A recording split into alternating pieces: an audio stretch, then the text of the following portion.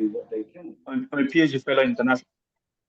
I'm a PhD fellow in international relations. I'm studying in Turkey, and then I'm up and down in the world, one country to another. So that's all. You're welcome, Pepsi K. We're moving on to Adewumi David. Can you introduce yourself for a minute?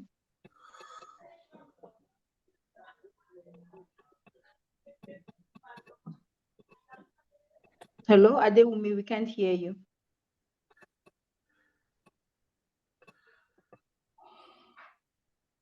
Is David with us?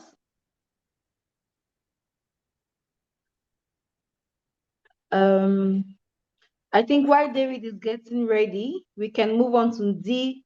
Joel Nyamyo. Is Joel with us? Can you introduce yourself for a minute? Hello, good evening to you, Mom, and to everyone. Okay, Good evening. I am Joel Nyamnyor, and a holder of MSc in clinical counseling, and at the same time a clinical counselor and a guidance counselor, currently based in Garoua in Cameroon, and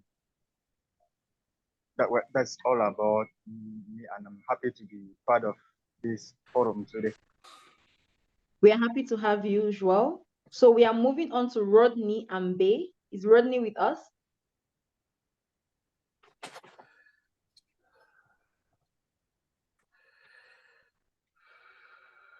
Rodney, you're muted. Okay. Yeah. Hello. Good evening. Good evening. It's a pleasure being here. So I'm a veterinarian. I'm currently doing a Master's of Sciences in Bioscience, Advanced Biosciences and Animal Behavior in the University of Exeter in the UK.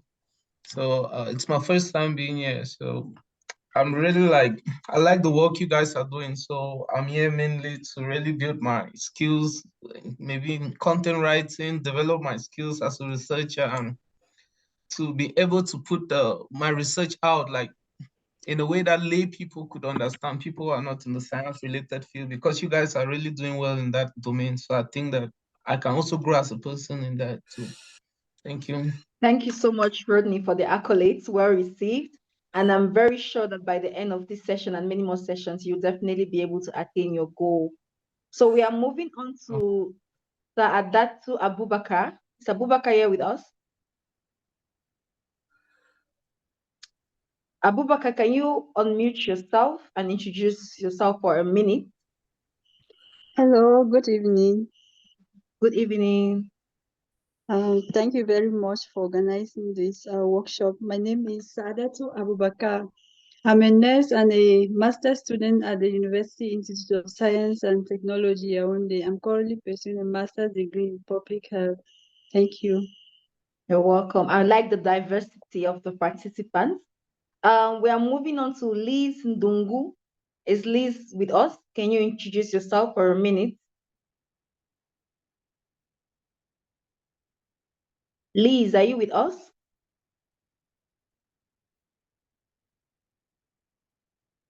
Is Liz present with us? Okay, so we are moving back to Adewumi David. David, if you can hear us now, can you try again to introduce yourself for a minute?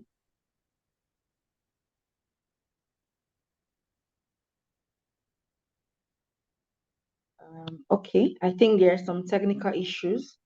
I see Griselda is still trying to connect to her audio. So once again, welcome to everyone. Welcome to this workshop. And thank you for introducing yourselves. I like the diversity of the participants that we have here. And I'm very sure that we will be able to network together to definitely create impact and create sustainable, networking with each other. So I didn't introduce Ransom because he's the main speaker of the day, and I'm going to be introducing him myself. So we are going to be moving straight away. We're going to be following our agenda of the day. And once again, please, the meeting is being recorded. So if that notification pops up, don't be afraid. We are recording it so that those that are not present can be able to join us later on. So now we're going to be moving straight to the keynote address. Okay, Liz says she's from Kenya and she's currently in, I think, South Africa. Is it South Africa? Did I read well? I'm currently in South Sudan. Looking forward to have a pleasant meeting. Thank you so much, Liz. Okay, so we're going to be having an overview, a keynote address from Mr. Tekan Kwashopo, and it's themed the evolution of academic publishing. So allow me introduce Tekan for a bit before he takes over the stage. So I personally know Tekan, we've gone way back, I think close to 10 years of friendship, but I'm going to be introducing him here as an academician. He's a final year PhD candidate in the Department of Political Sciences and International Relations at the Anadolu University in Eskişehir, Turkey, or Turkey. And he majors in international relations with focus on public diplomacy, global governance, international politics, and all the like. He also holds a master's in international relations from the University of Buea, Cameroon. He's a well-learned, polished academician that has also published several articles, and he's very famous for his Instagram podcast known as the Curicel Adam podcast. Curicel Adam is like the Global Man podcast, where he has been able to have several guest speakers talk on different topics, from climate change to women and gender to health to everything. If you want to find out more about Tekan's Adam Curicel Adam podcast, you can follow him on Instagram on PepTK. He's doing an amazing job.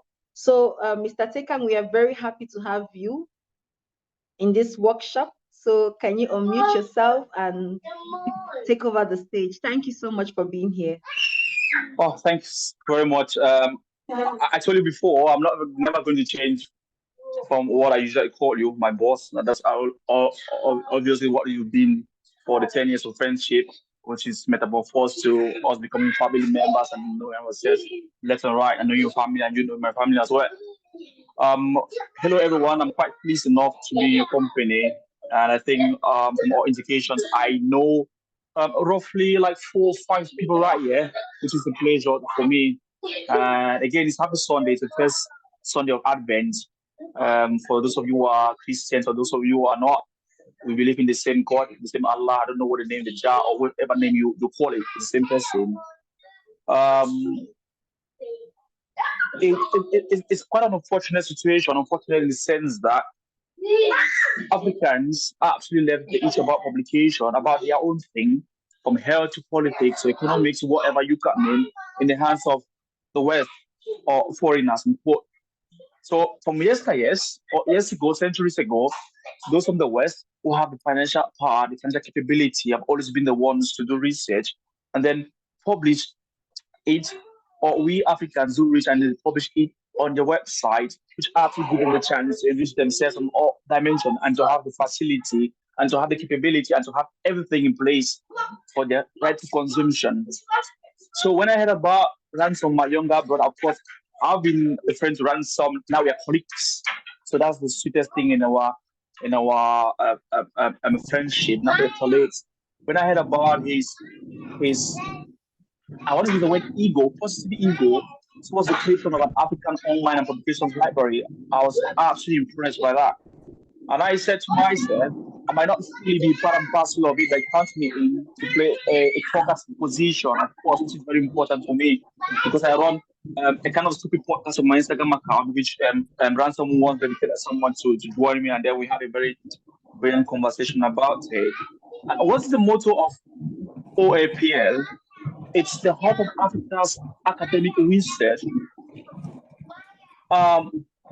Let's be quite honest with this. Very few students from undergraduate studies from African universities can actually write very well after distance or bachelor's. So they get their momentums by getting into a master's degree or even a PhD. Some cannot actually write papers. I've written some papers concerning my field, which sometimes it's not acceptable and sometimes more than rejected. I have to redo it for like 3 or 4 or 5 months. That's the beauty about academics. So my focus here is not to say, hey, Ada's written this, I've written that, Rasmus written that, you've written that. No. My focus here is to inspire, to push forward that great interest of also catapult Africa's own academic research. And it doesn't mean that we have to cut off totally those from Asia, from Latin America, from Europe, and the rest. No, that's not the point. Our focus here is to bring everyone on board, Africans and non-Africans, Africans in the diaspora as well, to be part and parcel of this moving ship, which is actually not going to stop.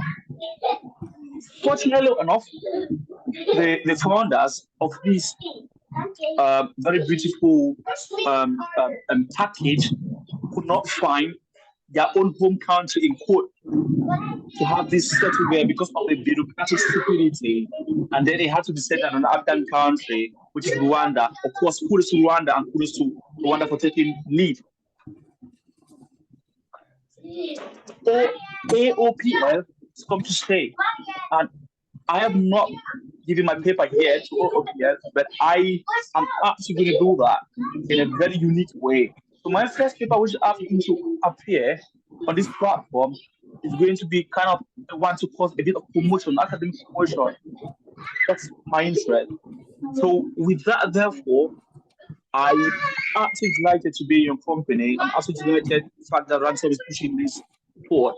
And Ransom, my brother, my colleague, you need everyone on board, east and west, north to south, from Rwanda to Mauritania to Seychelles to Sao Tome and Principe, and the rest. You need your friends from Germany, you need your friends from Turkey, those from Latin America, Brazil, and the rest of the university you've been to be part and parcel of this. So I'm going to shut up my mouth and then go ahead and probably listen from the background. And then once more, a big job of coordination to you, my boss, Ada. Hope to see you in Turkey in the next 6 months for a finale or something quite good enough to come. Thank you very much. All right, thank you so much, Tekang, for giving us the keynote address. Thank you so much. So without wasting so much time, we're going to be moving to our first session, which is on overview of the changing landscape in academic publishing and is the impact of digital technology on research dissemination. So we are going to have Ngenge Ransom take us throughout the various sessions, and permit me to quickly introduce who Ngenge Ransom is. Many of us know him on very different levels. He's a friend to some, he's a brother to others. But Ngenge Ransom is the founder of the African Online and Publication Library. He's also a social entrepreneur who has deep drive for education and global influence. He earned a Bachelor of Science in Political Sciences with a minor in history from the University of Boya, Cameroon. He also holds a Master's of Philosophy in Public Administration from the University of Bergen, Norway, and another Master's of Arts in International Security Management at the Berlin School of Economics and Law. He's currently enrolled as a PhD student, looking forward to having a Doctor of Philosophy in Political and Administrative Sciences at the Pedagogical University of Krakow, Poland. So that is the person that's going to be anchoring our session for today. As you can see, he has a very heavy profile. He's published quite a number of articles and he's running AOPL. You can be able to understand his wealth and bank of knowledge. So I employ on us all to be quiet, to try to follow. If you have questions, we will take them at the end for the sake of time. So Ransom, over to you for the very first session. Okay. Can you hear me? Yes, we can hear you loud and clear. Okay. Ada, first and foremost, thank you very much for the wonderful job that you've been doing since we started with this project back in January 2021. And I think that you're one of the few persons that has been consistent all along and hosting most of our programs. That is to show how committed and dedicated you are to see that this project should be a project that should create impact within the African continent and beyond. And today we primarily going to be talking about academic publishing. We've had a number of workshops on so many other topics that are related to publishing, that are related to academic writing and so on and so forth. But today we want to focus on Africa Online and Publications Library as a publishing platform, because so many people do not know or are not familiar with our guidelines, or even generally speaking, how to go about putting their research out there so that people can be able to know what they are doing. And like Tekan said in the keynote speech, Africa is such a continent that we are still backwards when it comes to research. If you look at the statistics, you realize that so far we contribute less than 5% of global knowledge production, which is very low for a continent like Africa. And that is because so many people are not interested in writing and publishing. I remember when I was doing my bachelor's degree at the University of Boya, if I would say that the number of students in my batch who were interested in research, probably I'm sure that it was not up to 10%. And that is to show you that people do not have the interest sometimes because they are not exposed to the knowledge. And that is what we are trying to do at Africa Online and Publications Library, so that people can be exposed to writing and publishing, to the advantages of being a researcher. This is not a market that is popular in Africa. And I believe that we have so many potential researchers in Africa. However, sometimes they are not always guided. If you want to go by what happens within the classroom, it is not always enough for them to be able to know how to go about publishing their research, where to actually publish their research, and so on and so forth. So basically, what we are going to start with, just a second, let me see. My laptop is a bit crazy.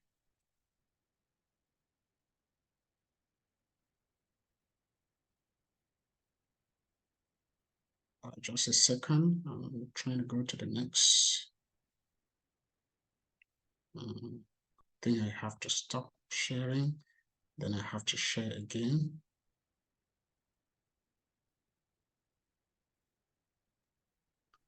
Okay, while Ransom is preparing, please, if you're not yet, we have a WhatsApp platform where we share very useful information. So if you're not yet part of that platform, you can just drop your number, your WhatsApp number only, in the chat section, and you're going to be added. So just that brief information. So what is happening to this? Then you can just go and let me try to stop this.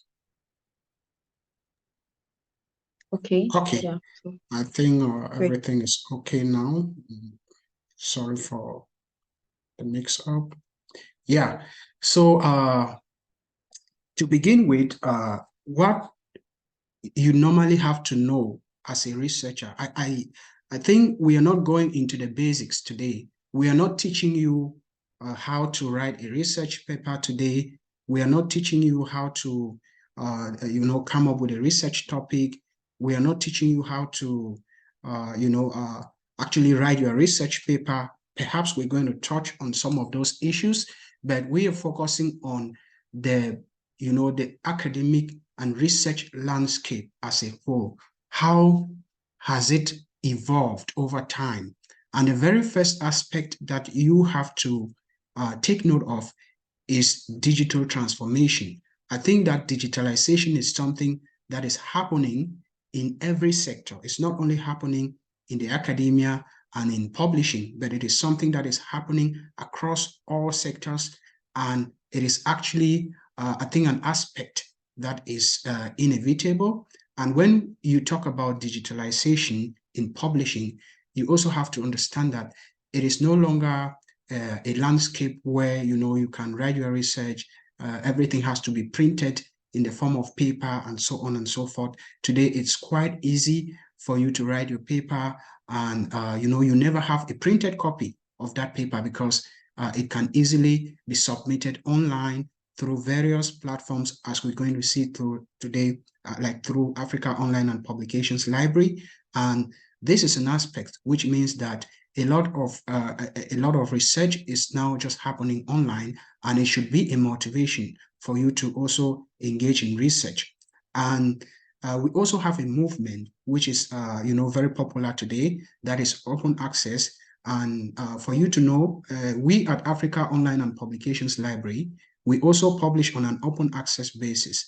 And that is to say that we want to make research accessible to everyone. So we want a situation where when you write your research, at least the general public or other people in academia can be able to download your material. They can be able to have access to it, to read that material. And another aspect that is also very popular today is the aspect of preprints. When we talk about preprint, what are we talking about? It means that there are platforms like ResearchGate, for example, that you can use to upload your research. I think academia is also another platform that you can do that even before the paper is being sent to peer review.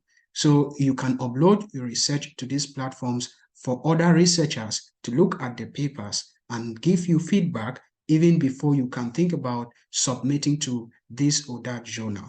And I think in as much as this is a good aspect of research, it also has like its own downsides. But I think for someone who is starting, this is an aspect that you can take advantage of. You can always write your paper and submit to platforms like ResearchGate, to academia, so that other researchers can take a look at what you're doing. They can give you feedback and you can see how you improve every day.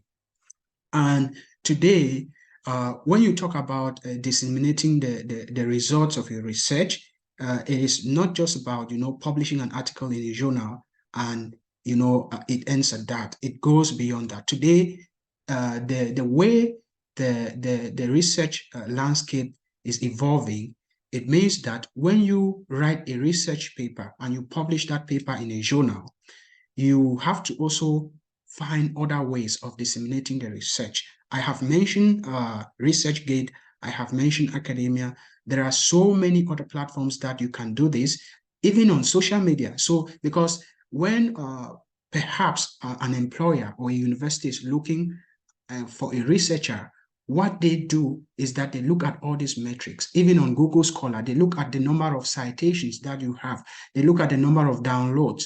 They look at the number of people who have read the article that you've published.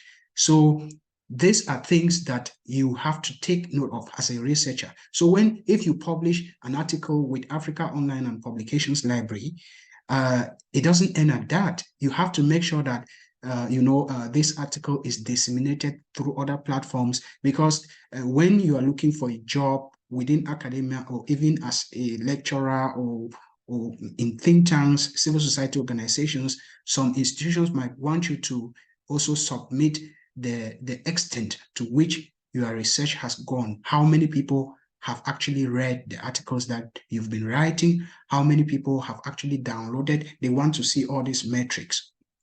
And there is also the idea of, reproducibility and making data available for the public or for other researchers. Because previously, what people used to do is that when they write their papers or when they collect data, take for example, you are collecting data through surveys.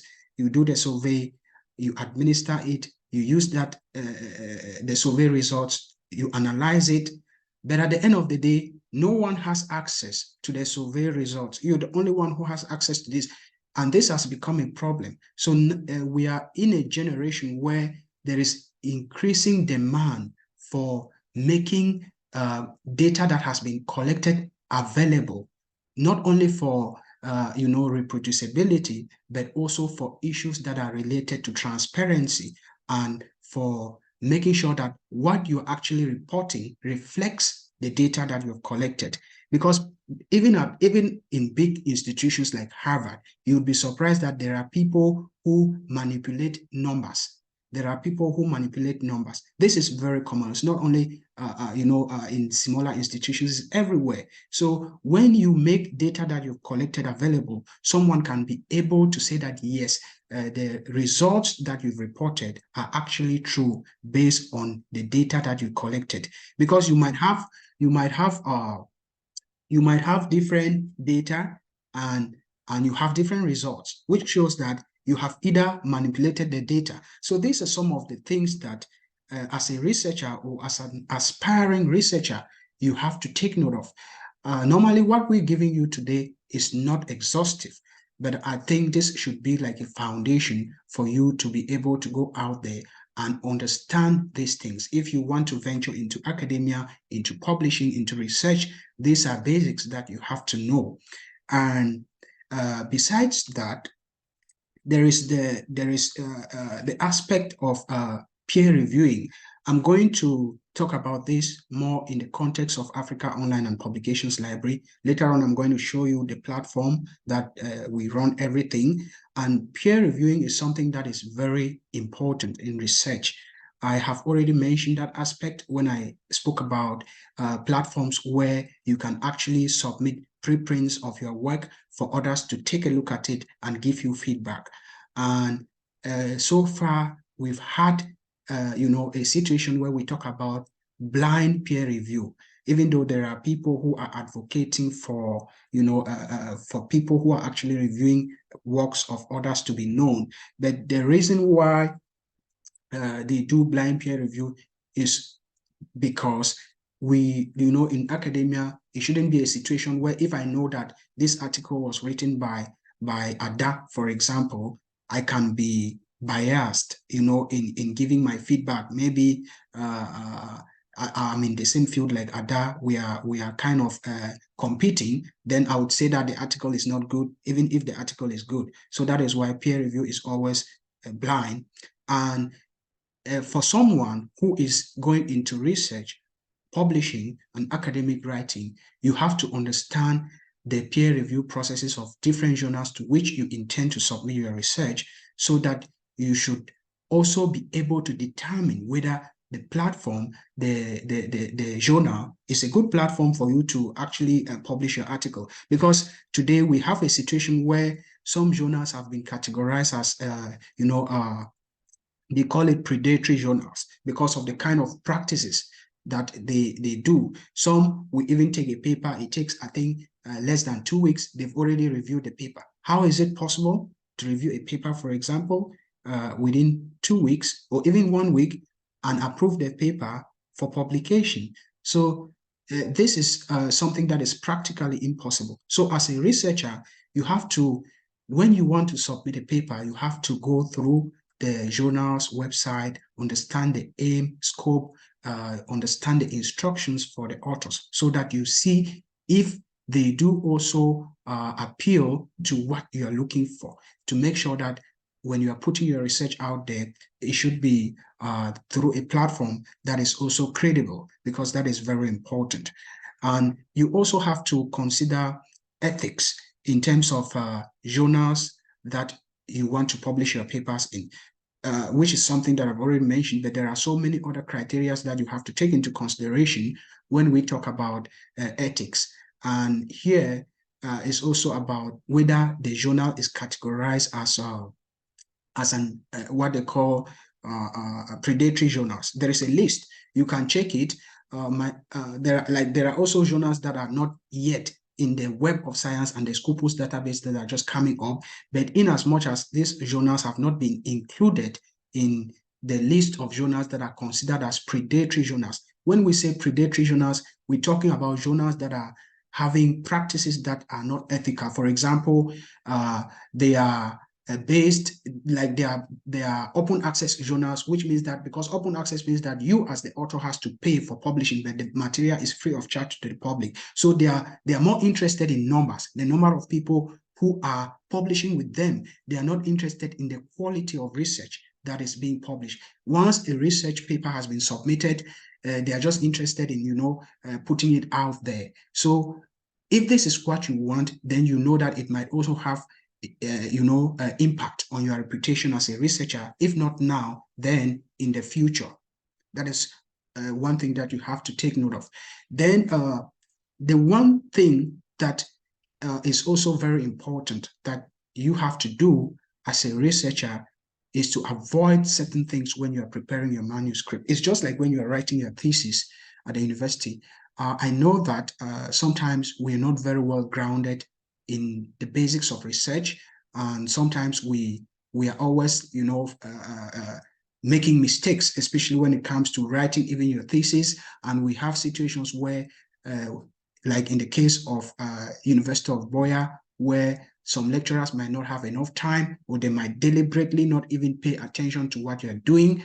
As a researcher, they don't even take time to review your work, and it's like you are left on your own. And because of this, you might not be able to consistently follow like formal requirements that have been put in place by the university. And it is also common in academic research, because you might not also be able to know these things, that you have to follow standards. Every journal has its own standards. Like, for example, at Africa Online and Publications Library, we have certain standards that you have to follow in terms of referencing your work, in terms of formatting your work. This is very important. And in terms of structuring your paper, there are also rules and regulations that are usually applicable based on the specific institution. And you might use something like the IMRAT method, which has to do with introduction, methods, results, and the rest. So these are some of the things that you have to take into consideration when you are structuring your paper, especially a scientific paper, because you cannot have a scientific paper without having a section for methods. In most instances, if you're doing a book review, that is different. If you're doing a paper that is based primarily on a review, a systematic review is different. But even for systematic review, sometimes you still need a section for methods. How did you collect the data? Theory. What theory are you using in this particular research? Results. What are the results of the research? And you might have a discussion section to discuss the results. Based on these results, these are the conclusions that you might draw from these results. What are the practical, what are the practicals of the research in terms of originality, in terms of usefulness of the research? So these are things that you also have to take note of. Then, when you must have, written your paper, you have to make the decision, where do I want to submit this paper? And like Ada said from the very beginning, we have people here from different backgrounds, and we have to understand that academic research is different from other types of research. Like I know there is a close connection between academic research and policy research, and this is where you might, if you are publishing academically, you have to understand that you have to publish in scientific journals. And in the meantime, my advice would be that use Web of Science. Web of Science is a database that contains journals that have been verified, and these are journals that are recognized almost by every institution around the world. Use Scopus. Scopus is also another database that you can use to check the type of journal in which you want to publish your work. So if you want to publish, if you are in biomedical sciences, and perhaps you are writing, let me take public health, for example. If you are writing an article on public health, it wouldn't make sense that you go and submit in a journal that is dealing with population studies. So you have to understand these very basics, that selecting your journal, you have to pay attention. You go to the journal's website, look at the aim, scope of the journal, and determine if your article falls within the scope of that particular journal. Because sometimes when you submit your article, they might reject it. Rejection is something that is very common, and that should not be, a factor that should make you to feel like you are getting tired already. All of us here, myself included, a majority of the papers that I've written, they were initially rejected, but you have to always improve every day. You have to work every day. You have to, learn on your own. You have to learn from people who are already way ahead of you. And that is the process. So you have to check the scope, check if the particular journal is a journal that is focused on research that is theory grounded. Check if the particular journal is a journal that is focused on research that targets a specific geographic region. Perhaps they are only interested in publishing research that concerns Africa.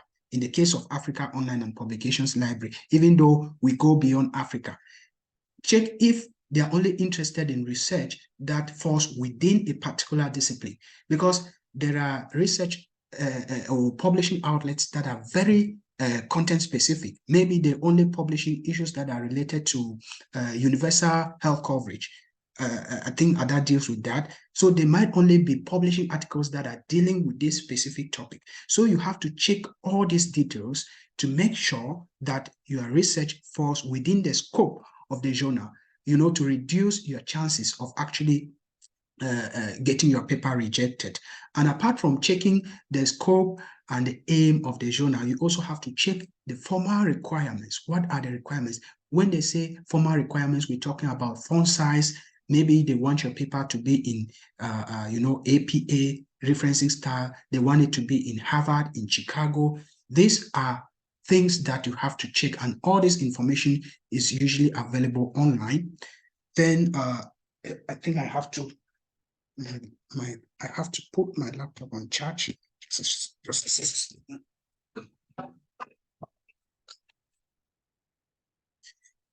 Yeah, so then the other thing is that we usually make a lot of mistakes, like I already highlighted when we're preparing our manuscript. Sometimes you don't pay attention to the things that I've already mentioned, like you don't pay attention to the scope and to the scope of a journal. You just take your paper and send it to the journal. Take, for example, if at AOPL, actually, we accept papers that are formatted using the Chicago referencing style, but you submit your paper using the APA referencing style, and they say format your paper into area. You format your paper into, for example, Roman Times New Roman. They say, your paper should not be more than 6,000 words, or should be between 6,000 to 9,000 words. Then you write a paper which is 3,000 words. Then you submit to a. These are common mistakes that we make, because we do not pay attention to these things, and we just we want our research to be out there. I know the enthusiasm, I know, how happy you are when your research is out there, and how, happy you are, even just having written a paper and wanting that paper to be out there. But you have to make sure that before you submit that paper, you pay attention to the requirements of each and every journal or outlet to which you want to submit that paper. And besides that, there is also one thing that we have to understand about academics. Academics are, especially publishing, is a sector in which there are so many rules and regulations. And as a researcher, to avoid damage on your reputation, you have to stick to these things. And when we talk about publishing standards and ethics, the very first thing that you have to take into consideration is plagiarism. Plagiarism is very common in Africa. And I receive papers every day that when I turn it in, believe me, I see 36%, 40%. How would you publish a paper that is 40% plagiarized? This is like, even if you acknowledge, maybe other sources, it is still plagiarism, because there are some publishing outlets that are so strict that they will not even accept 5% plagiarism. So you have to make sure that you avoid plagiarism, because plagiarism is kind of like, is criminal, is intellectual property theft. And these are things that you have to avoid as a researcher. So before sending your paper to, a journal for publication, it is even imperative that perhaps you should put it through a plagiarism checker if you have the means before you submit the paper. And when we talk about plagiarism, the thing is that it is quite easy to do plagiarism, especially living in a world that you have so many tools that you can use. People can use ChatGPT to generate knowledge today, and even know that there are Turnitin, for example, can detect content that has been generated by AI. So you have to also understand that in as much as we have all these tools that are evolving, and we have a ChatGPT, we have Google Bard, and so on and so forth, those who are checking to make sure that the research that you've produced is actually your own ideas and your own contribution. They're also developing and redeveloping tools like Turnitin and so many other plagiarism checkers that can actually detect content that has been generated by AI. And like, what would be the best way to avoid plagiarism? If you were to ask me, I would say that the best way to avoid plagiarism is to cite your work as much as possible. I think this is the easiest way to avoid plagiarism. Because the one thing that you have to know is that in most instances, apart from the results that you have, generated as a result of your research, you have to know that almost everything that we're writing is something that has already been written before. So if I am writing an article and everyone here is, has written about that particular topic before, how should I avoid plagiarism? I should make sure that if I am taking an idea from Ada's book, from Emilia's book, from Ali's book, I should cite them. Even if I am, using that idea 10 times in my paper, if the idea is in my page 1, page 2, page 3, cite. Don't say that because you have already cited in page 1, you are not going to cite. Make sure that you acknowledge all those sources. And when you quote directly, you always have to make sure that you include the page number. And when you also come across ideas that you've borrowed in terms of statistics, for example, maybe Ada said that the percentage at which they are implementing universal health coverage in Africa today is like 50%. You have to put the page number, because these are statistics that someone would want to go and verify. Is this what Ada actually said? You have to put the page number.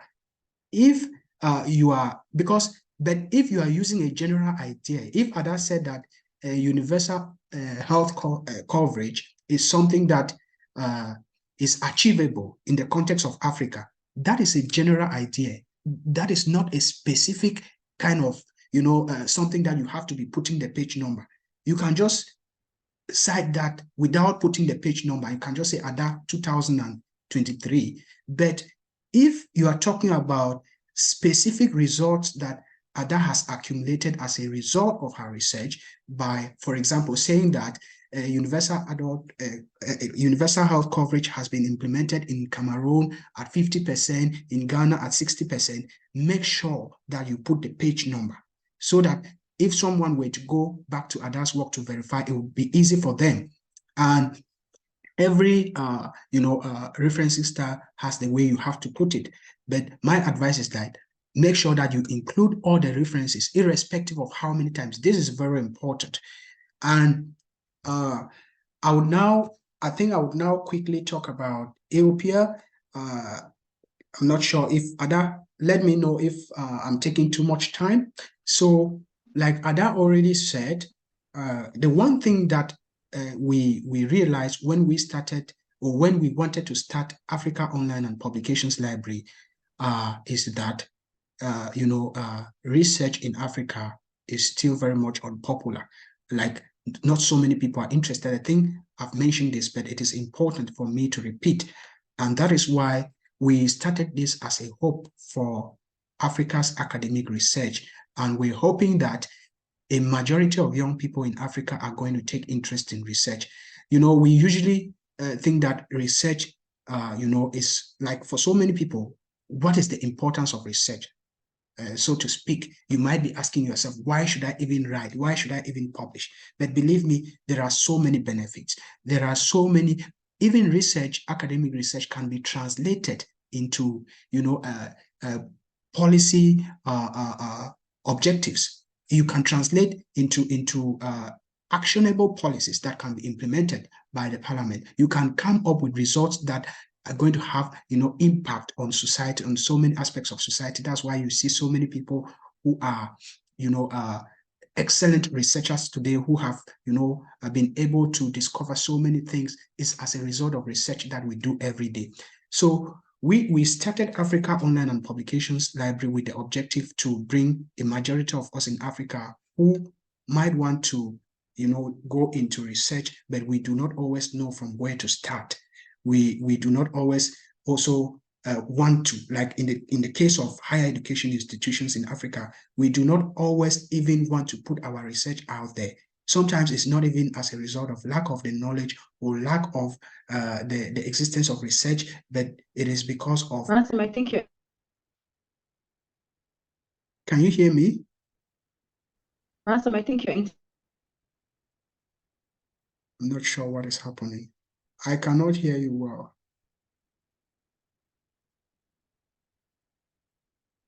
Ada? When you begin to write an article, and I could remember my very first time when I tried writing, it seemed like a very hard process. Actually, I did write because I was being forced to. Okay, Ransom, welcome back. I'll just briefly wrap up what I said, what I'm trying to say before you take off the stage. So my very first experience was I was forced to write because my master supervisor at the time wanted an article from my work. And because I was very naive then, which is the case with most senior lecturers, probably not just in Africa, I'm sorry to say, where students do a lot of the hard work and then the supervisors prey on them by taking their work, publishing it in their name, and the student's name comes second. Sometimes the student's name even comes third or fourth. You're not the author, neither are you the corresponding author, which is a very bad thing. So when I saw it, I became so angry and I told myself, okay, I have to do the work myself. I have to learn how to publish so that next time nobody's going to steal an article away from me. So from what I picked up from what Ransom was saying, writing an article is one thing. Publishing it in the right journal is the second thing. And it doesn't end there. You don't write an article, you don't publish and then sit quiet. I'm sure the gurus in the house, like Divine Tyler, who has published so many articles, will be able to maybe during contribution time share more insight on that. You also have to disseminate the article because it's not enough to say, okay, fine, I've published my article with AOPL, good, I'm okay. How do people get to read the article? You need to share it on all your platforms. You need to share it on LinkedIn, share it on profile, on Facebook, share it to as many platforms as you can, share it on your site for people to be aware that you're doing such a work, because that is the beauty of publication. Publication does not end when the journal accepts it and publishes. You need to also share. So I'm going to go back to Ransom. I'm sure his internet is stable now to be able to continue from where he ended. Ransom, Okay. are you with us? Yeah, Adam, here. Okay. I'm sorry, my internet is With not us? best. Okay. Yeah. So I am just going to quickly go through, like, these are some of the, then one thing that is interesting about Africa Online and Publications Library is that we are not only focused on publishing academic research, we are also trying to make sure that even when you must have published your academic or scientific papers with us, you can make policy papers, policy briefings from those scientific papers, which is an aspect that is very interesting. You can also, if maybe you are working with an organization and you wrote maybe a report, you can also publish with us reports. I think it's also research. Everything that you write is research. Sometimes these things are important because someone, if they are looking for maybe a baseline researcher, they are looking for someone to work as a policy analyst. All these things are important because when you put them out there, at least if someone is employing, they can be able to fall back on this material and they can be able to determine your writing skills based on what you've already published. So for Africa Online and Publications Library, we are still very young. We just started. I would say that we are hoping that more and more people, and that like almost everyone that is here should be like an ambassador of Africa Online and Publications Library to help us to take the information that something like this is happening out there. And we are just starting, so we've published a number of articles, we've published a number of reports, policy papers, but we've only launched one journal so far, which is the journal for social sciences, and it is also a platform that is still in development. And we also publish on an open access basis, which means that as the author, you have to pay a publication charge for your paper to be processed. I think we are trying to make it as cost effective as possible, knowing that we are trying to take into consideration the financial power of an average African, and you can publish with us. That is at just $30 for the processing charge, and this is to help us to continue to maintain the infrastructure. This is also to help us to continue to support people who work for us as peer reviewers, to motivate them financially. And I will just perhaps let me just take this example. This is the first edition, I think the first volume, issue 1 of our journal on social sciences.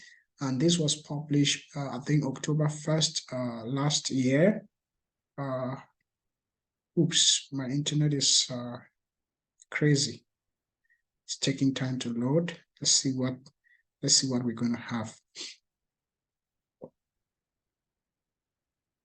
So I just want to show you this template so that you can see what we are actually doing in terms of research that we're publishing. And I think our next issue for this particular journal is going to be out by the 31st of this month. And we publish on a biannual basis, which means that the next, after publishing on the 31st of December, the next one will be, I think, 30th of June next year. So if you wanted to submit a paper, I think for next year, June, this is the time for you to start writing. So this is actually the first edition. The reason why you do not have the, that is the ISSN here, is because normally we were required by the institution that issues the ISSN, that is based in France, to publish this first edition before the ISSN can be issued.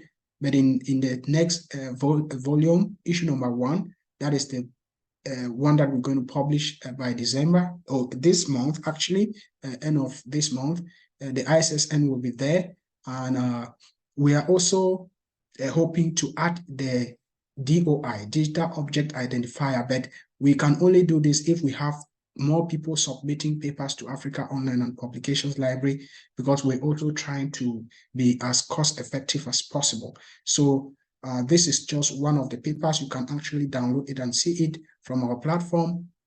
Then besides that, we have also our guidelines, which is what I mentioned earlier, and this is very important. Like I said, not just for Africa Online and Publications Library, but for every other journal to which you want to publish. If you go, I'm not going to kind of say that I'll explain everything here, but I'm just giving a brief, and you can take time to look at it. So here you have issues relating to content, like what do we want to see, what type of papers we publish.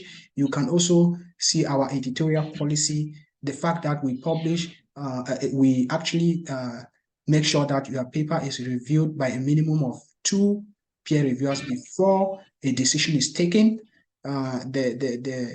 The kind of submissions and copyrights, once you've submitted the paper, who has the copyrights and so on. The language, normally for us, is English. If there are any conflicts of interest, you have to declare it. Dissemination, financial charges, and you also have to take note of guidelines in terms of how are you supposed to format your paper, the title, the authorship, abstract, and so on. So these are guidelines for Africa Online and Publications library, in case you wanted to publish a paper with us, then you have to make sure that before you are submitting this paper, you have to pay attention to these guidelines. You have to follow them, consistently. And we also have like a community. This is where we make a majority of our announcements. So if apart from the fact that we are also on WhatsApp, I would really, really encourage each and every one of us who is here today to also register an account on Africa Online and Publications Library. If you were to become a peer reviewer, I think it will be easy for us to make sure that your profile can also appear on our page. Like I said, the platform is still in development, and sometimes we usually have problems with because this is something that can only be taken care of by the tech guys. We usually have problems with the governance page, but this is this platform. Once you created your account on our platform, you can have access to this. You can comment on anything that we've written, any announcement, maybe any suggestions that you have on how we should further develop the platform. We're also looking forward to introduce metrics, like I said, so that when you write your paper and you publish your paper with us, you can be able to see the number of people who have downloaded the paper, the number of people who have cited the paper, and so on and so forth.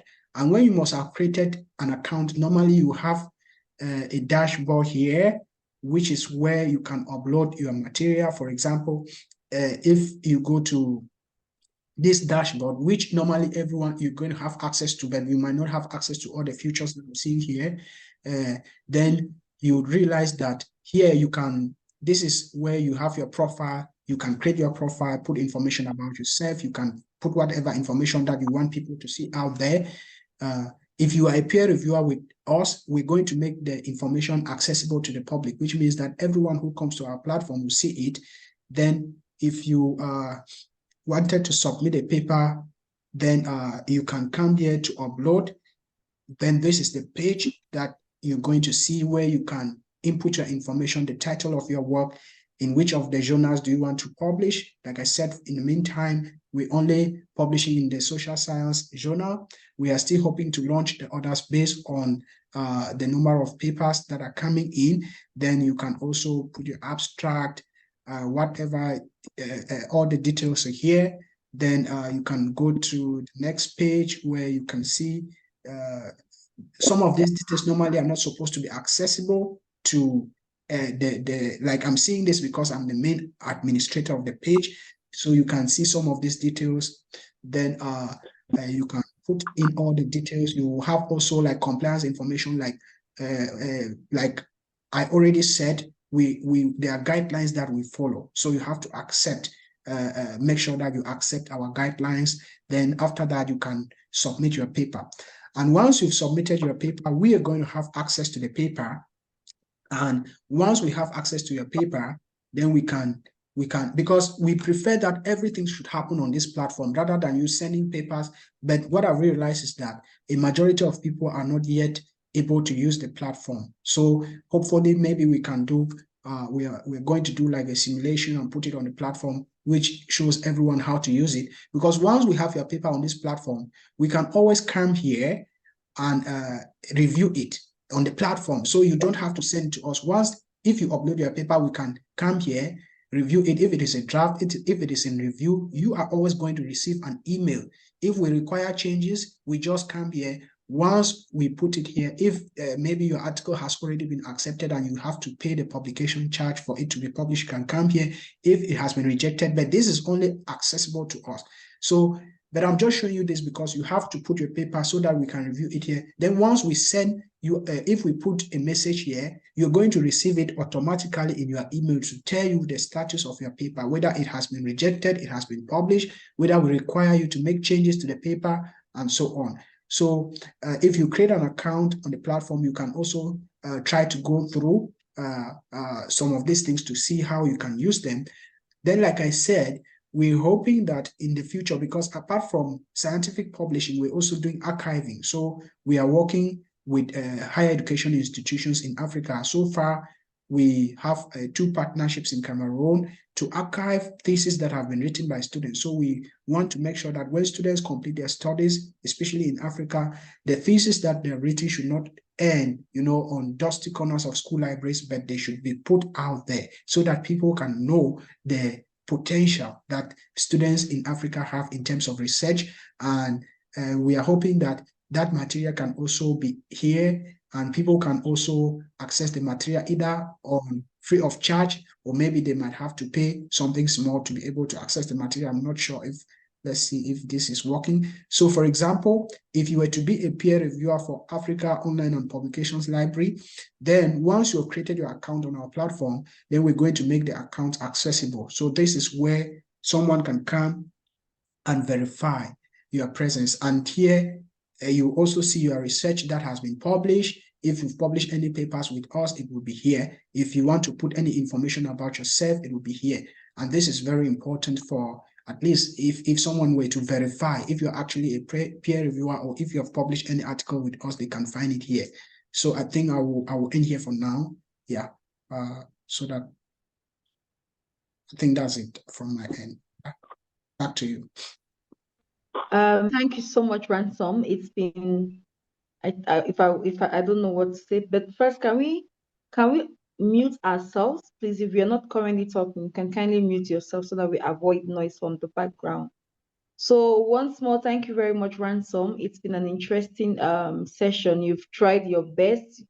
We can all see that you have so much knowledge to pass down, but you're trying so hard to streamline this knowledge. And I'm very sure that we are going to have many more sessions to be able to onboard all this information that you have. But I would like to employ on us, please. AOPL has been doing a great job. It has progressed a lot.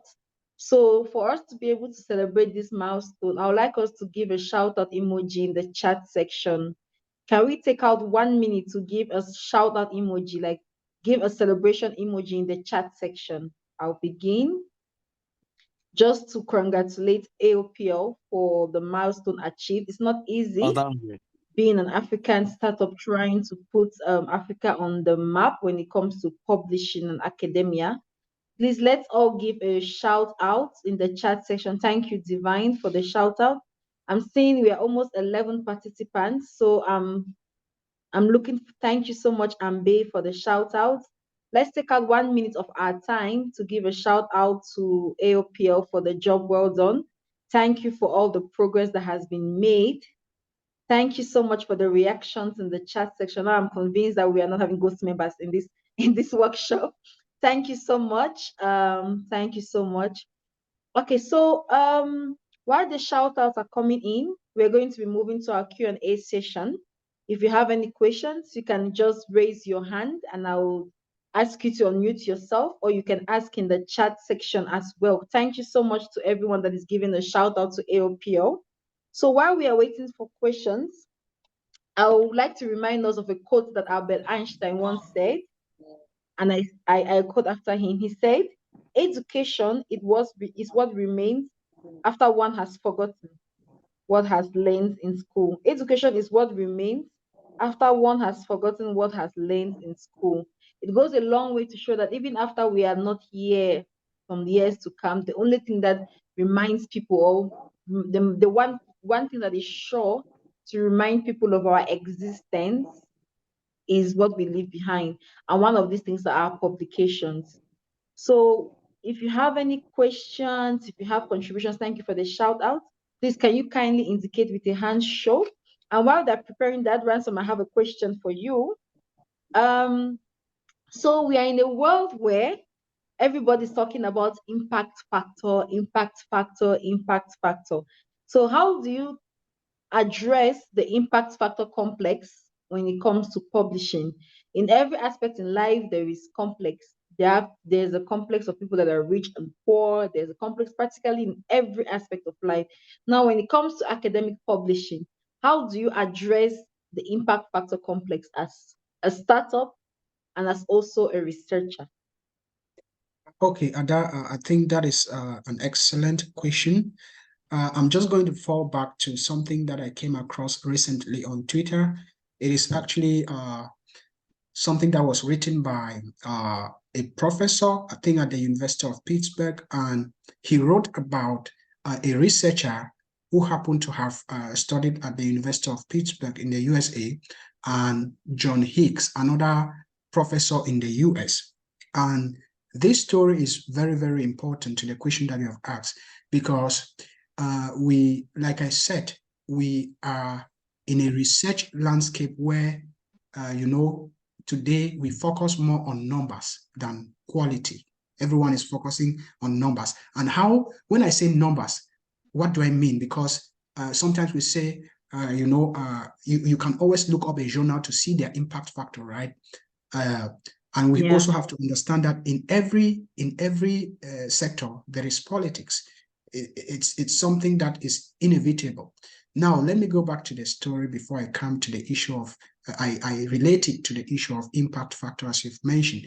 So I don't remember the name, but I remember the story very well. So the researcher wrote about a researcher at the University of Pittsburgh who was rejected and even demoted because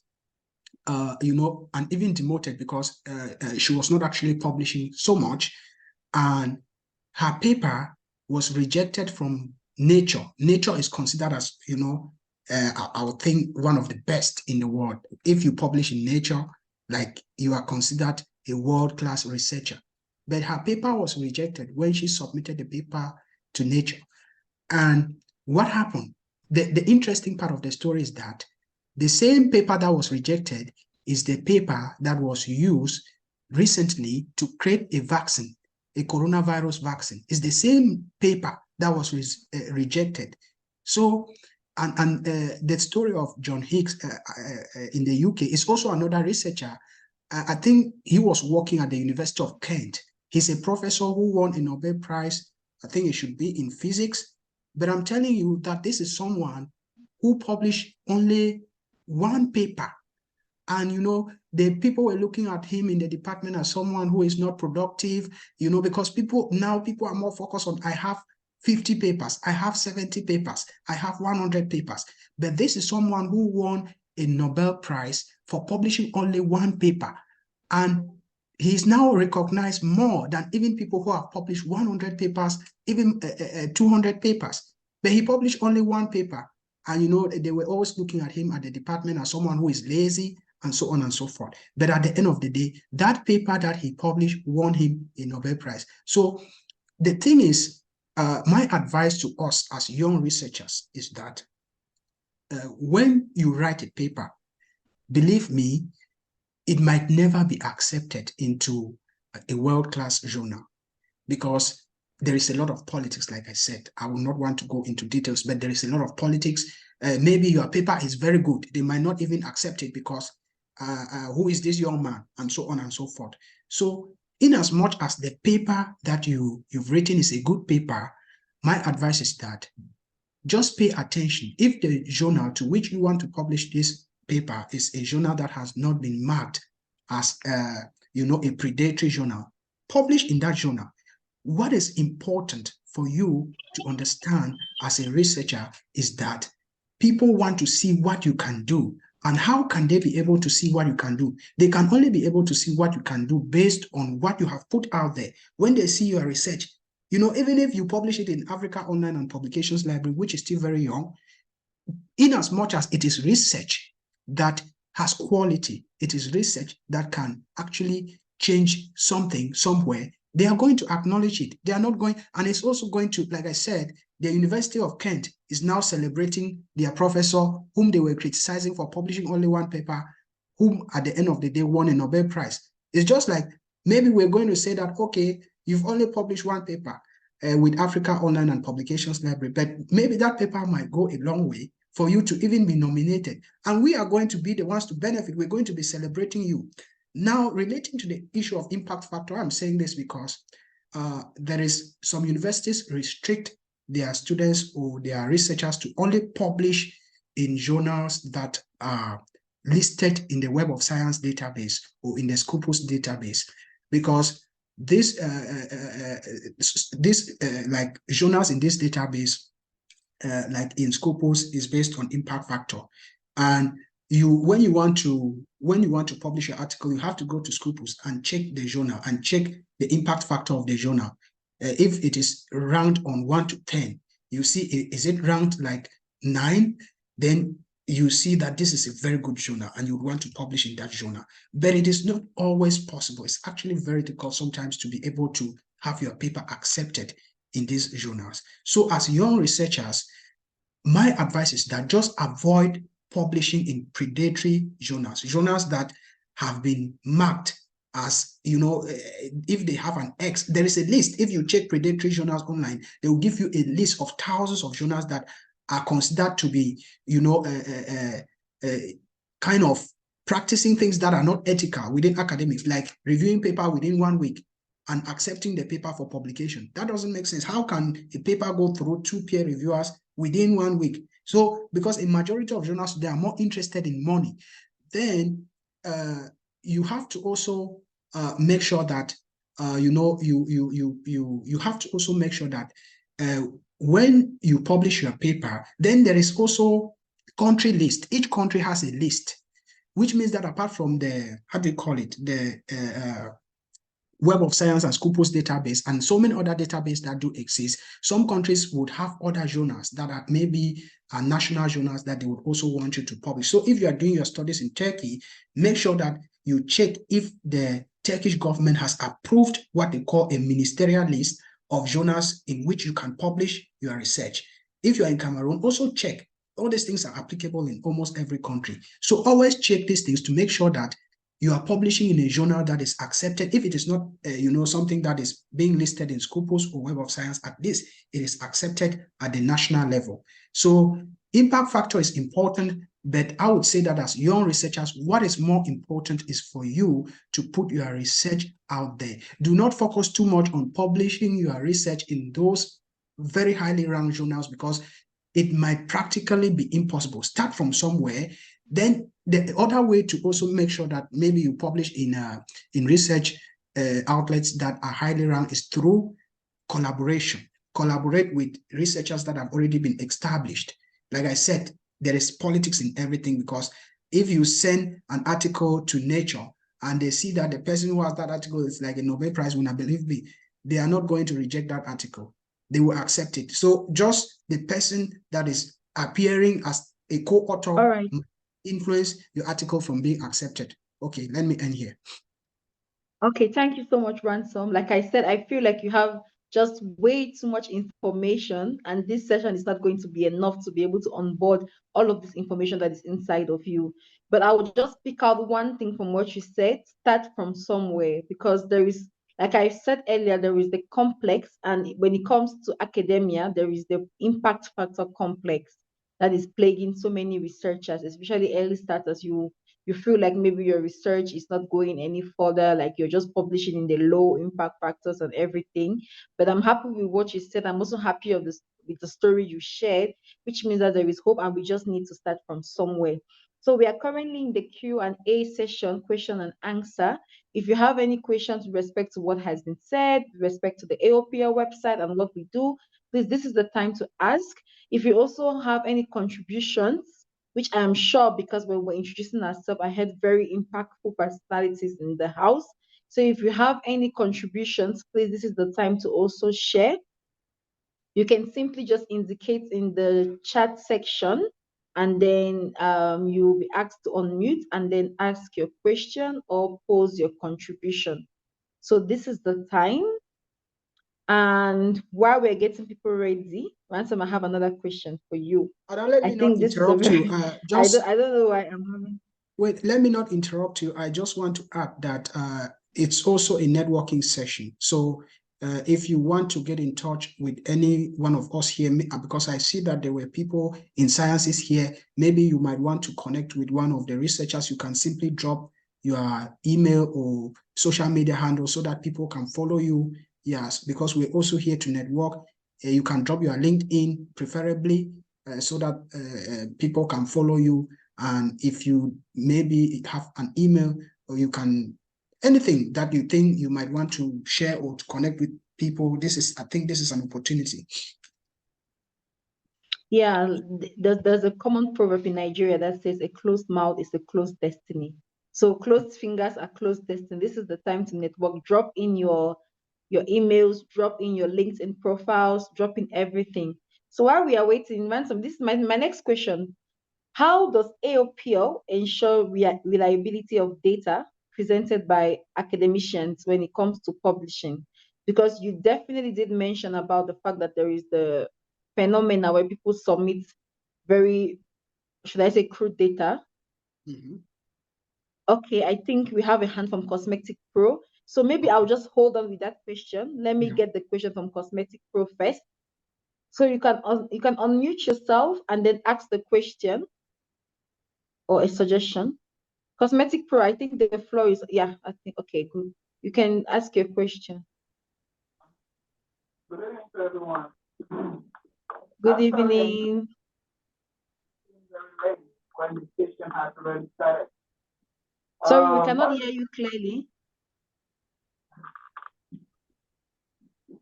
I said this is a very important program, although I think it's very late that the session was already going on. Yeah, that was very good. I really learned a lot from Mr. Ransom, what he just said, and the story he just shared with us this evening. My question is that I just want to know this excuse me, I'll come back there. I don't think I can hear you clearly. I'm not getting you clearly. Can you move closer to your microphone? We cannot hear you clearly.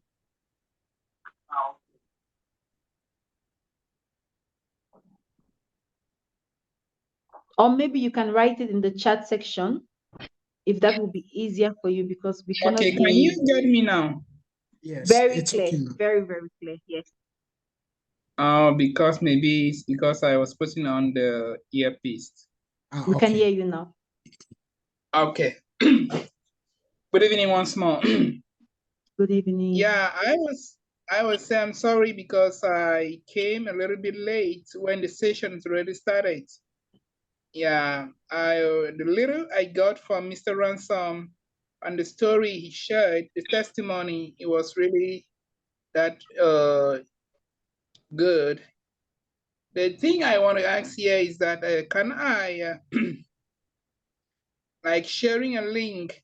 Is it sharing a link? Maybe you have something that you are doing, and how can it go about it? On the, let me say you are somebody, I don't know, though I didn't get from the beginning.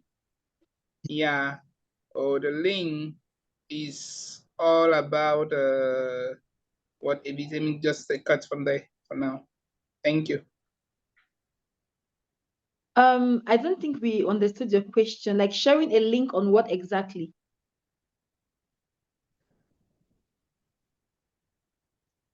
Okay.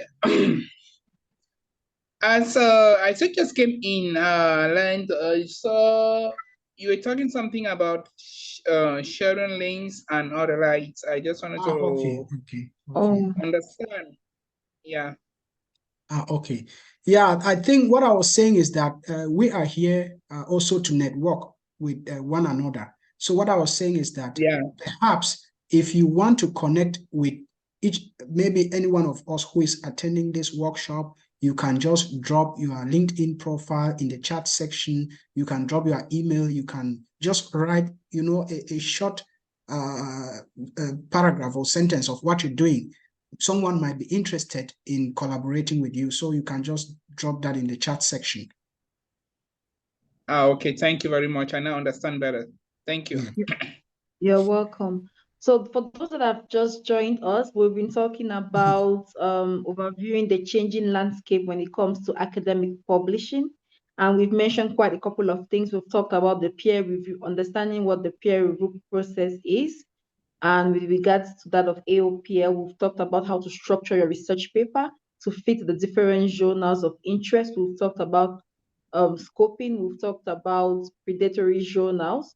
We've also talked about referencing. We've talked about understanding publication ethics to avoid plagiarism and ensuring academic integrity. So there've been a lot of information that has been onboarded during this workshop. And we are now in the question and answer session as well as the contributive section. So while we are waiting, I'm going to pose my question again to you, Ransom. How does AOPL address the issues of, how does AOPL ensure reliability of data that is presented by academicians? Yes, I think, like I said, this is an issue that is a little bit tricky.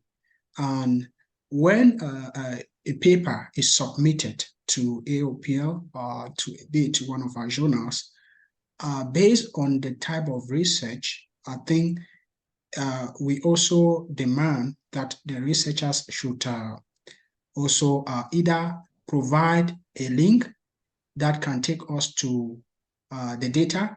If it's like a survey result, at least we would also require a link to the survey results that the research is based on.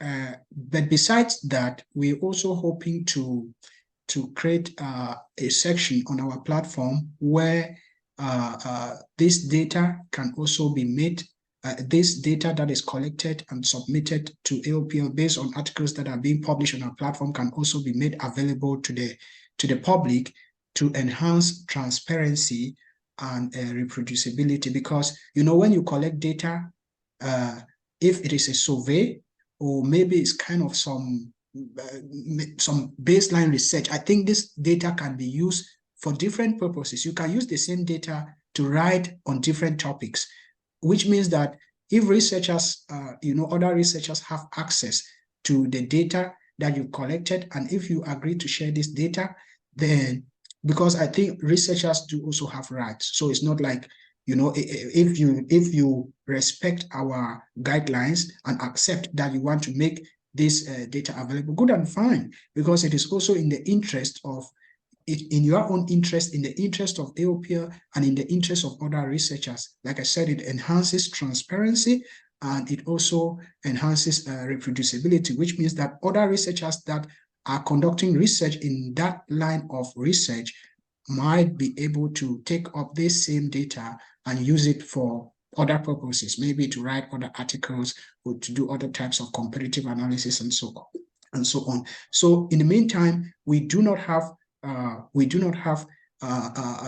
section on our platform where this can be done, but we only demand that when you are submitting your paper, you also have to submit the data, especially for quantitative research, so that we're able to, at least we should have access to this to be able to make sure that the research is reliable, is valid. Thank you. All right, thank you so much. Do we have any more questions? I think I'm curious. I would like to find out if Divine Tala is still available with us. You've mentioned that you have a very wide band of publications, and I think we also had another participant who is like a starter and was so much curious, wanting to know how to begin and everything. So can you share with us like some of your challenges that you face as a researcher when it comes to publishing? Having over 30 articles published is quite a good number, and we must applaud you for that. So can you share with us briefly some of the challenges and how you overcame them when it comes to academic publishing? Okay, thank you so much. I think that my first challenge was language, because I use English as a second language, and I spent more than 7 years in a university where French was the main language. So you get to write in a language which could be considered at that time as the third, because I was using French regularly and then speaking my language at home, local African language at home. So that is really difficult. And secondly, you need people who are humble and ready to take your hand. No matter how intelligent you are, you can't make this thing alone. It's quite unfortunate for African researchers. They want to measure their shoulders with their students, and at times it's discouraging. But on the other part, I've been supervising for close to a decade, and I think less than 10% of the students will willingly draft an article. I have been opportune to travel to world-class universities in Asia, South Africa, and America. And at least the principle is the same. You bring the abstract to your supervisor or to a mentor. The rule doesn't say a mentor should draft something for you and then bring to you because you are the one who did the work. When you do the work, like I'm in agriculture, you travel all over the country and then you put it in Excel. You haven't done anything. Is when you start analyzing this data and then interpreting it and then writing the story with your supervisor that you are an author, and then now you share it, and then your supervisor can correct it. Anybody, as you are sharing, we can put it on ResearchGate, on academia. There are many platforms that someone can assist you, but you can't fool your arms. I have more than 20 students with masters who have never been able to draft more than 2 pages. I have cases where people say, like, I'm coming in tomorrow. You know, it's not part of our culture. Let's accept that. It's just something you need to be courageous. It's like we joined the military because we know it will put food on our table. I know ransom, you can leave from Tabiken to go and stay in a very cool place because you see your future, right? If we don't tell these young researchers that it gives you an advantage, and that's something I would like to learn. I'm just in my house and I receive an email like, we saw this article and you can come to France and then present it to us. I said, these are scammers. At one moment, someone said, no, just go through it and reply. I replied and it was already getting too late. The guys sent somebody in Yaoundé to call me and say, you know what, if you just apply, we're going to expedite your visa. I go there, they just say, okay, just make this call. I pay 5,000 francs. I make a call to the French embassy. I go there, it's like just 3 days to time. They say, no, we have been told you need a visa immediately. And I took my visa and I traveled to France and back. These are opportunities. People are paying millions of francs to scammers to travel, right? Even next door, people are paying millions of francs. Another scenario, when I was just recruited in the university, there was an organization that I won a scholarship and they were like, is this guy qualified? You know, at times we look at the height, at the size and other things. I did agriculture. My English may not be the best. You get it? So these guys saw that I won a grant. There were 8 of us young scientists in the developing countries that were given that grant, a travel grant in Bangkok, Thailand. And the guys just say like, if this guy won this grant, then it means maybe he's qualified. And guess what? They saw my CV. I had some publications. You cannot start from nature, bet me. And the last one I will tell you is that as a young Cameroonian, growing in the same scenario, my brother knows very well, we know each other for decades, it's really challenging to dream of certain things. I'm just telling you, you can't dream, even you see it. But I made an application to the US Embassy and they said that could be a good candidate. And guess what? It's an opportunity given to 3 professors in Cameroon every year. How was I selected? I had publications. So publication is something we can't jump, no matter how much somebody tries to. It's challenging, yeah. But you must take the courage. Write something, try, use the dictionary. You get it? And even English is your second or third language. Someday you'll be a professional. Thank you so much. Wow, thank you so much. I feel very inspired and I'm happy you were able to really show up for this workshop. I feel bad for those that have missed it. At the same time, since we are recording, I'm sure they'll be able to watch this video later. And I could pick out 4 things from what you said. The first thing is you need people. You cannot do it on your own. The second thing is take the initiative. The third thing is be courageous. And the fourth thing is there are benefits. Like you said, if people begin to realize that there are actually benefits and the conferences have taken people very far, then maybe they will be putting in much interest into publishing and stuff that contain academia. So once more, thank you so much, sir, for honoring the invitation. Thank you for sharing with us your journey, and thank you for encouraging the early researchers, even like myself, to be able to sit up to be able to do much more. So, Ransom, I'm seeing your hand up. Is it that you have a question or you have a contribution?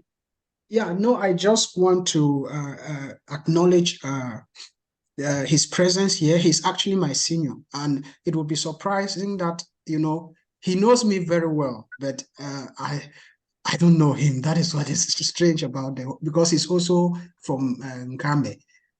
So, and we've been, I think we've been in touch already on LinkedIn, especially. And I think that what he has said summarizes everything that we do here. And I just wanted you to take note of the fact that we might even organize a workshop that we only inviting people to share their experiences as researchers, where people just want to share the challenges that they come across and the achievements that they've also had. Because I think this is one way to inspire the younger generation. And I think, like he said, believe me, not so many people are interested. And if you are not ready, you cannot also expect someone to hold your hand. If you don't start, like, you do not even have to think that what you are writing doesn't make sense. Even if it doesn't make sense, submit. If you have someone, go after them. Please, Professor, can you take a look at this? I'm working on this article. Can you please review it for me? Because you don't expect your lecturers or your professors or people who are already way above you to come down and ask you, do you want to be a researcher? It doesn't work that way. And I think that is why we are here also as Africa Online and Publications Library. Believe me, we are in a WhatsApp group where you have more than 300 members. The other WhatsApp group will have more than 100 members. Even in WISU, which is another WhatsApp group that I belong, there are more than 400 members, I think more than 400 or so. But I have shared this link time and again, even on LinkedIn, on Facebook, on Twitter, on Instagram. But look at the number we have here today. That is to show you that, like our senior Divine Tala said, not so many people are interested. But are we going to give up? No, we have to continue to do this consistently. Consistency is very important. And someday, I think that things are going to turn around. Thank you. Thank you so much. Like you said, consistency is very important. Consistency is key. Do we have any more contributions? Do we have questions? Anybody in the chat section? Do we have any contributions? Do we have any questions? Because we are actually drawing to the close of the workshop, and thanks to everyone that has been here. So are there any questions? Any questions? I just have one thing to say, Ransom. I don't know what's your take on it. You did mention about ChatGPT, Google Bard, and all the like. And I think I was going through, I don't know if it was an article or I think it was one of the publishing houses, and they said that if you use ChatGPT or Google Bard in writing, you should acknowledge the source. And it was quite interesting to see how far AI has developed over time, has progressed. And I just noticed we have an AI guru in the house in the person of Beltus, who just joined us. It's quite interesting to know that AI has progressed so much that is now even being said, like, if you did use AI, especially ChatGPT, to write your projects, you should reference and you should acknowledge it that you used ChatGPT. So what's your take on that? Like, it's interesting where the world is going with AI. I think maybe Belts might have something to say, but Ransom, what do you think about that when it comes to academic writing and publication? Does it make us lazy? I'm curious about your take in it. Okay, I think this is something that Bertos is going to agree with me. First and foremost, artificial intelligence, when it comes to writing, is not 100% effective. So as a researcher, that is one thing that you should keep at the back of your mind. It is not 100% accurate. So in as much as you want to use ChatGPT, you also have to make sure that you always check whatever you've written manually or using other tools. Now, the other thing that I would like to say is that it is not every outlet or journal that accepts the use of ChatGPT. I am actually working on a book chapter that is going to be published recently in Springer, and they require that the paper should have 0% artificial intelligence generated content. So you should not even try. So they don't want it. So, but there are other platforms, like I said, who accept artificial intelligence, but only on the basis that you have to acknowledge that you use maybe Google Bard, you use ChatGPT to do your data analysis. But as a researcher, I would also advise that you have to be cautious. It's not bad using ChatGPT, but at least make sure that when you use it, you have to go through each and every, be it whatever thing that you have written with it, check it manually. Even referencing, there are so many tools that you can use. Like when you can even do referencing in Microsoft. You can use Qbot. You can use even Grammarly. There are so many tools that you can use for referencing, but it is not 100% accurate. When you do it, you always have to make sure that you correct it manually. Then ChatGPT in particular is also giving completely like false knowledge. It can generate a reference, generate the title of a book that does not exist, something that does not exist. That is the reason why you should even more check your work manually, because it will give you references, give you citations, give you quotations, things that do not exist at all. So it depends on what you are using ChatGPT for, what aspect of your research. Is it data you've already collected and you want to put it into ChatGPT and request it to analyze it based on the questions that you're going to ask? Or are you saying that ChatGPT write a theoretical background for me, write something for me? It depends, like I said, but in my opinion, be very cautious. I'm not saying that you should not use ChatGPT, but be cautious. Thank you. Thank you so much. Before we move to the next question from Rodney, Beltus, our AI guru in the house. I don't know if he's still around. What do you think? This is AI. And I like where the discussion is going to. So what do you think about, thank you. What do you think about AI and publications, academic publications? First of all, thank you very much, Ransom Ada, for organizing this. It's and apologies for joining late. Yeah. Right now, AI has become a buzzword. Everywhere you go is AI, and this is just due to the release of ChatGPT that completely changed the game. When it comes to the domain of research, I think that there's one thing most people do not understand. Those who are not in the field of artificial intelligence do not really understand how these algorithms work.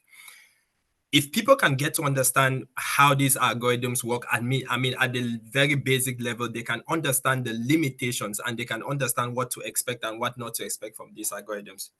So for the audience that is here, just to give a very a fundamental explanation of what ChatGPT exactly is and other chatbots that we might be using like Bard. These chatbots or applications that we have right now, they are simply word prediction algorithms. They are simply good at predicting the next word given a couple of words. So they do not understand the meaning of a sentence. They do not understand the meaning of the context. They are just very clever in taking, in fact, so they have just been trained with so much data that they understand that if I see this word, there's a high probability that the next word coming after this should be this word, but it doesn't understand the meaning. So whenever you're using these algorithms, first of all, just understand that these guys are just good at predicting words. They don't understand what it means. So when you know that they are not really smart. When we say artificial intelligence, it's like these guys are intelligent. It's not intelligence. It's just, they are just good at predicting words given a certain context. Okay, with that out of the way, coming back to research, like Ransom said, truly, yes. If you are a researcher, any content that is AI generated has to be checked. Here's the problem. Most people, and this is my fear, most people would easily believe the content that is generated by AI because it's very plausible, right? They are so good at constructing these beautiful sentences that when you read, you are like, oh my God, I couldn't even think about this. But the problem is that correct? Is that accurate? Right. And this now comes from your background knowledge, your expertise in the field to be able to judge, to criticize, to analyze those phrases to ensure that it is accurate. So There are many ways we are going to be seeing uses of AI or of even ChatGPT is amazing with this. So you can do your data analysis with ChatGPT. Again, even when you do data analysis, for example, I'll just try to round up fast. Even when you do data analysis, the code that it generates is not even always correct. So you need to have a basic understanding of programming to be able to ensure that if there is some inconsistencies in the code, you can fix it, you can adjust it, you can understand the role. So those who feel that AI is just going to come and solve all our problems, that is not going to happen soon. And in fact, I am an AI guy, but this is what I think. I think I would be advocating more for people to use AI very cautiously, because I'm scared of the outsourcing of the function of the brain to the algorithms, which means that we would not be exercising our brains. And when you don't exercise your brain, just like the muscle of your body, it atrophies, right? So, and this is my worry. I am really concerned about this, especially for the context of our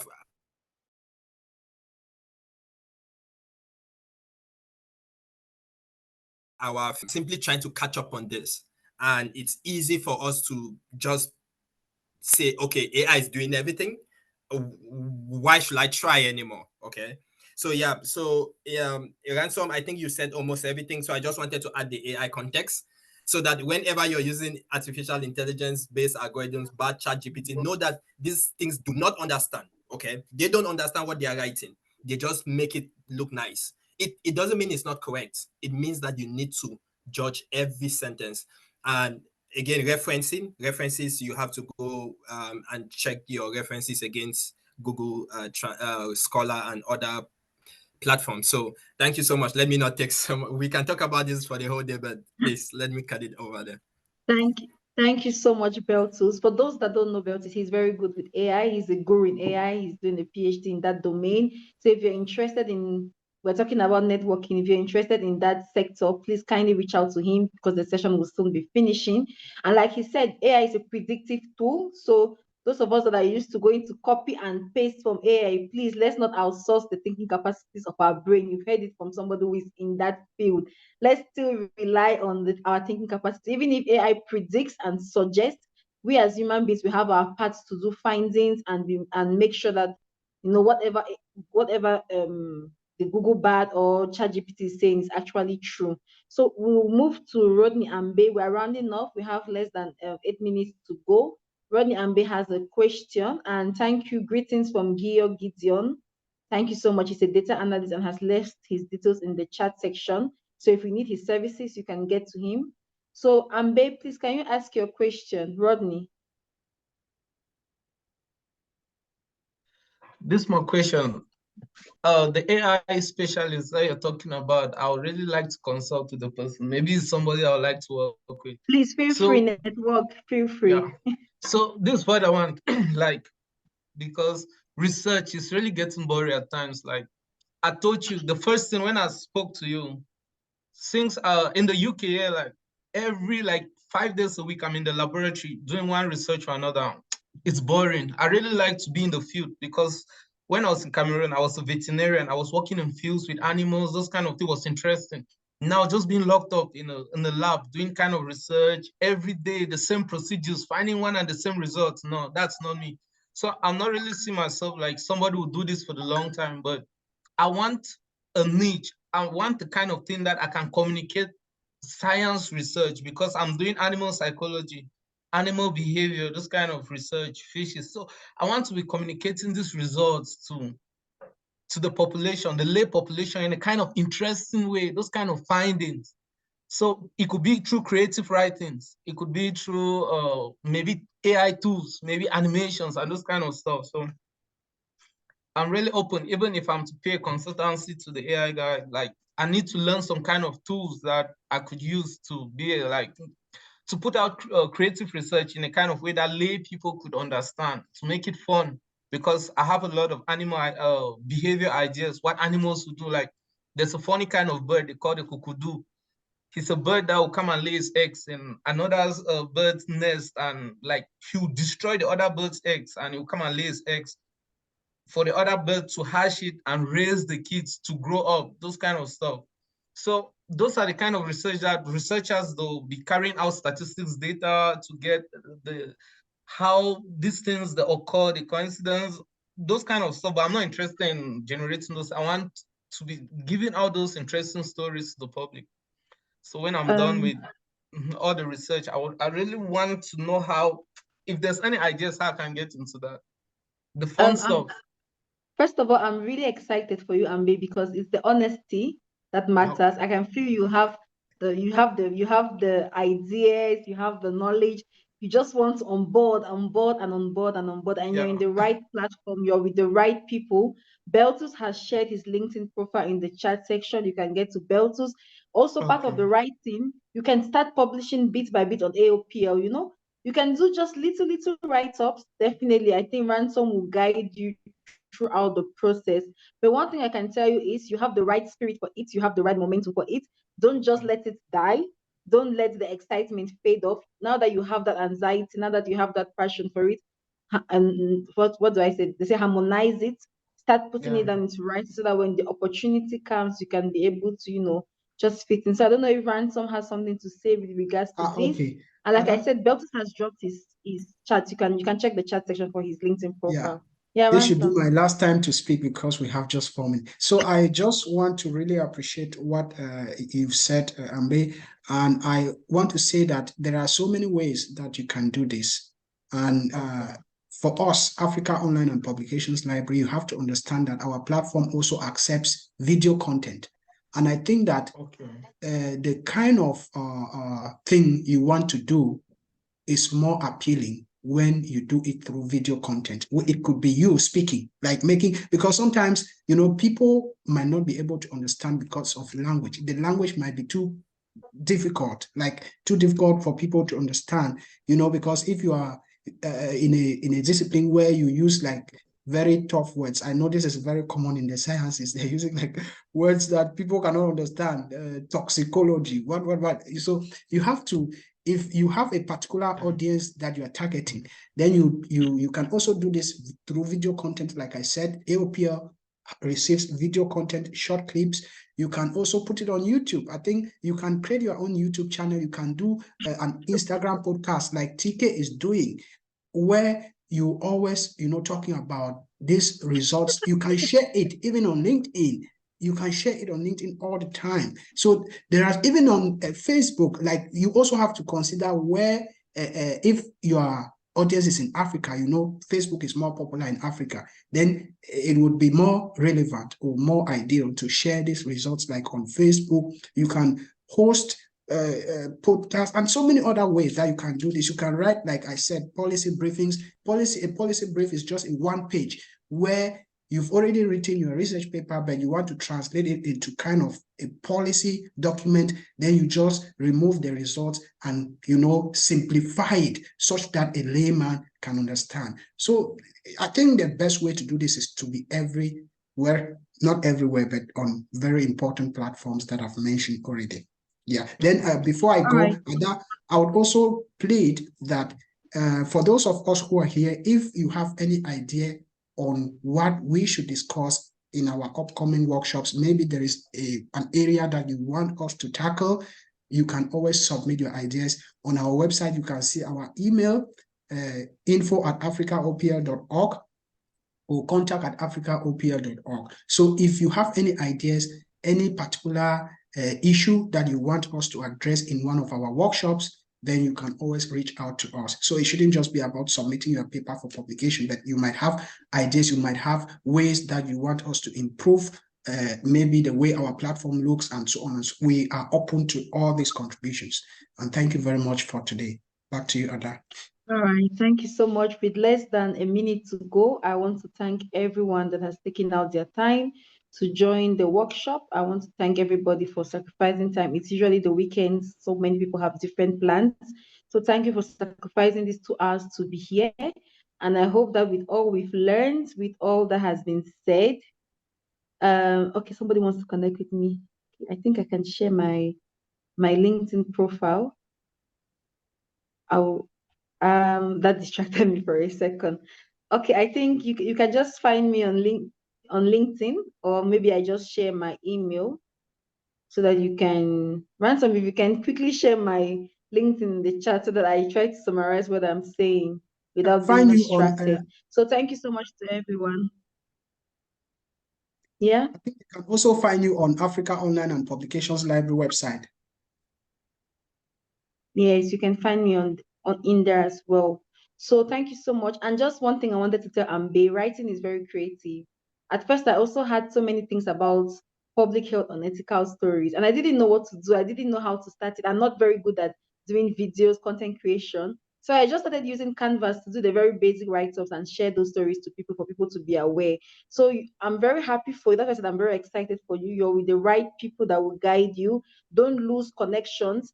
And also don't wait for maybe Beltus to reach out to you. You're the one who needs the services. So reach out to him, because the thing is, people after conferences like this, you're expecting people to reach out to you. If you need those services, you reach out to those people. That's how it's done. If you want the knowledge, you reach out to them. You don't wait for them to say, oh no, because they will forget he's busy, he has his own things. You need the knowledge, you reach out to him. So once more, thank you to everyone. Thank you to everybody that joined. It's a good night from this end. And like Ransom said, if you have anything you want us to talk about, please feel free to drop it on the website. And we're sure that so many sessions are going to be coming after this. So thank you and good night, and have a new week, or have a blessed week, or have a fruitful week. Bye to everyone.